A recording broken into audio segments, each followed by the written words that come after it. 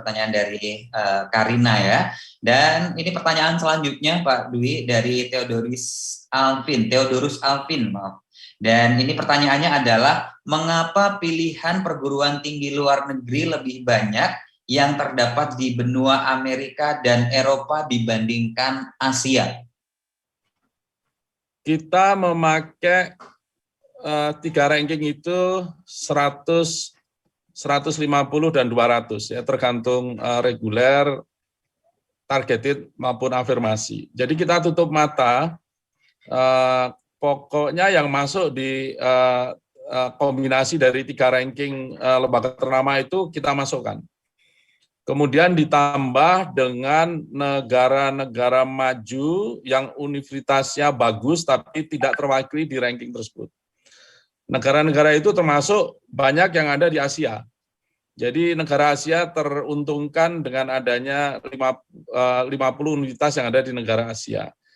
Karena seringkali mungkin Asia tidak terwakili di perankingan tersebut ya, kita pakai ranking itu. Dan karena ini tutup matanya, ini Mas Ilo, universitas saya sekolah dulu tidak masuk di 250 itu.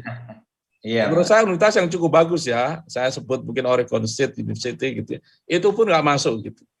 Dan banyak universitas di Asia yang itu universitas di Amerika tadi nggak masuk gitu ya.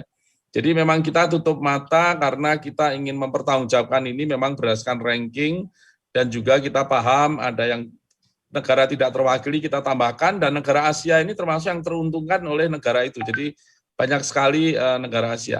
Justru ada satu universitas yang ada di Saudi Arabia, tapi karena mereka memberikan beasiswa full, jadi ya tidak jadi kita masukkan karena mereka kalau sekolah di sana memberikan beasiswa full begitu.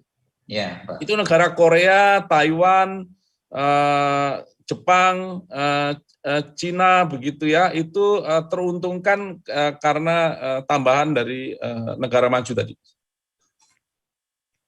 Baik, terima kasih Pak Dwi Larso. Kita lanjut ya Pak ya.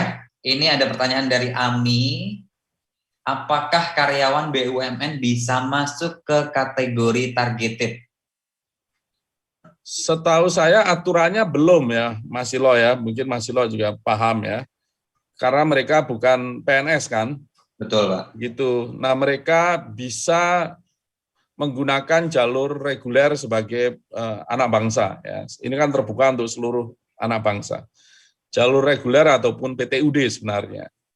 Nah memang ke depan, dan kita sudah pernah beberapa kali berdiskusi ya dengan kawan-kawan dari Kementerian BUMN. Memang saya belum tahu nih ke depan itu seberapa cepat. Kita akan punya program khusus dalam hal ini mendukung BUMN, tapi bentuknya adalah co-funding.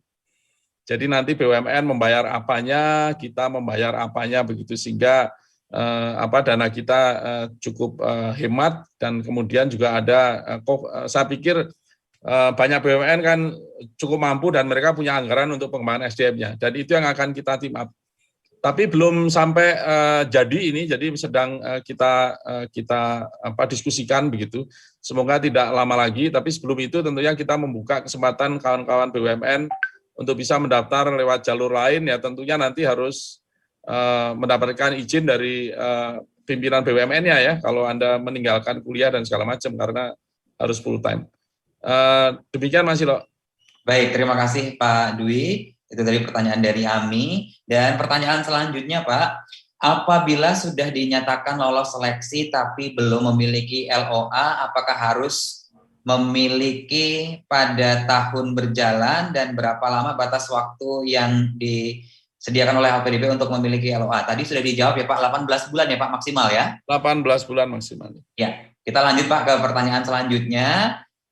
Apa saja indikator pemilihan 15 kampus untuk PTUD? Karena 15 universitas tersebut tidak terlalu sesuai dengan ranking dari lembaga ranking dunia gitu Pak. Ini ada pertanyaan.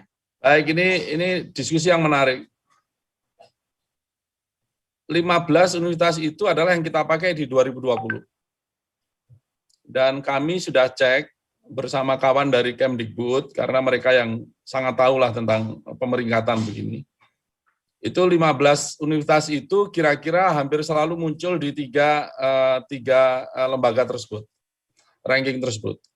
Ya tentunya angkanya mungkin tidak mesti harus selalu top 10, top 15 begitu ya, tapi hampir selalu muncul di 3 ranking itu termasuk di ranking yang top lah begitu. Nah, kenapa kita masih pakai yang 2020 untuk yang PTUD? Karena kita rekrutmen tahun lalu adalah PTUD, Mas Ilo. Jadi kami dengan sadar menggunakan itu as it is, dan kita sudah dapat approval dari Kemdikbud, memang itu universitas yang tidak bisa disangsikan lagi kehebatannya begitu. Bukan artinya di luar itu tidak ada yang hebat juga begitu kan, itu kita tampung di reguler. Kenapa nggak kita revisi? Karena kalau kita revisi, itu kawan-kawan yang sekarang punya LOE, karena syaratnya kan mereka harus punya unconditional LOE. Nah, mereka sudah mengincar seperti perkiraan PTUD di tahun 2020 lalu. Sehingga kan nggak fair kalau mereka sudah mengincar katakanlah Caltech atau katakanlah Cambridge atau Oxford, kemudian tiba-tiba nggak muncul begitu di tahun ini. Padahal kan mereka mengincar itu dapat LOE-nya mungkin akhir tahun lalu begitu. Sehingga kita berkeyakinan, oke, kita tetap PTUD-nya adalah 15 itu. Ya tentunya ke depan kan tidak ada yang abadi ya Mas Ilo, jadi kita selalu akan lihat dan review, tapi kita udah lihat 15 itu adalah selalu muncul di ranking dari 3 lembaga itu top university lah begitu. Nah pertanyaan itu kan sebenarnya juga kita bisa tampung yang ada di reguler kan itu 100 universitas top di dunia plus 50. Plus lagi ditambah dengan subjek. Jadi kawan-kawan tadi yang misalnya bertanya kenapa universitasnya nggak masuk, saya yakin universitas yang bagus itu pasti akan masuk di reguler. Dan Anda boleh juga mengambil reguler, tapi daftarnya adalah universitas yang ada di PTUD, karena universitas yang ada di top dunia juga ada di listnya reguler. Termasuk di listnya afirmasi juga ada. Jadi Anda boleh juga masuk di situ, dan tentunya kita akan support kalau Anda lolos dari seleksi. Demikian penjelasannya Mas Ilo yang saya pahami dan secara jujur saya sampaikan yang saya tahu. Baik, terima kasih Pak Dwi Larso. Jadi sebenarnya sudah representatif ya Pak ya dari 15 kampus untuk jalur PTUD tersebut untuk dapat bisa di-apply. Baik teman-teman juga yang sebenarnya eligible juga untuk teman-teman yang dari reguler, kemudian afirmasi juga bisa mendaftarkan dirinya di 15 kampus yang ada di PTUD tersebut. Begitu ya Pak Dwi ya.